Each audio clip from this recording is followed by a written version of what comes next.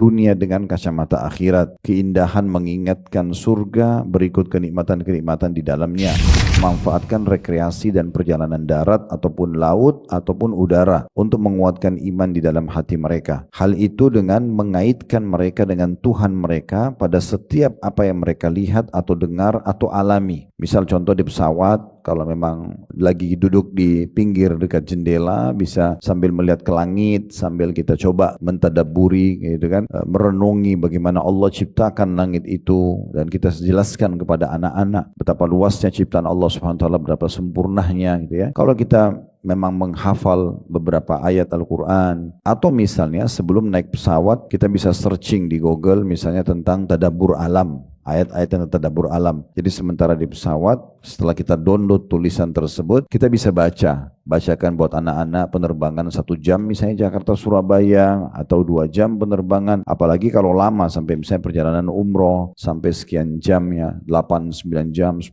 jam, karena Jakarta Jeddah itu bisa memakan 9 jam kalau direct, dan lebih kalau dia transit tentunya, dan juga ada penerbangan sekitar 10 jaman ya, hampir 10 jam kalau langsung direct Madinah, Jakarta Madinah. Maka semua ini bisa kita tunggangi untuk memberikan manfaat kepada anak-anak yang sedang bersama kita. Jadi kita tunggangin dengan memberikan kepada mereka informasi. Jadi bukan hanya sekedar kosong saja tanpa diisi dengan memberikan manfaat secara keimanan. Kemudian juga menunjukkan kepada mereka dunia dengan kacamata akhirat, keindahan mengingatkan surga berikut kenikmatan-kenikmatan di dalamnya. Mungkin juga bisa dengan membaca buku. Kalau kita misalnya bawa buku di pesawat, dibacain buat anak-anak, buku tentang surga dan neraka, buku tentang para nabi-nabi, misal, semua itu masuk dalamnya. Dan juga mengingatkan keburukan dan kejelekan ya, dan efek dengan siksa api neraka yang membakar segala isinya yang menyakitkan. Kemudian juga kalau melihat gunung-gunung, kita menggunakan untuk mengingatkan bagaimana kekuatan Allah Subhanahu wa taala, karena gunung sendiri dari batu yang kokoh dan kuat, maka itu ciptaan Allah Subhanahu wa taala. Kita bisa menunggangi itu sambil coba kita menghubungkan dengan masalah keimanan. Langit-langit mengabarkan kuasa Allah, lautan memberitahu keagungan Allah, awan menyatakan rahmat Allah, dan demikianlah seorang muslim hidup bersama keluarganya dengan hati yang hidup dan juga terjaga. Dia selalu mengumamkan bersama keluarganya dalam renungan, tadabbur dan tafakkur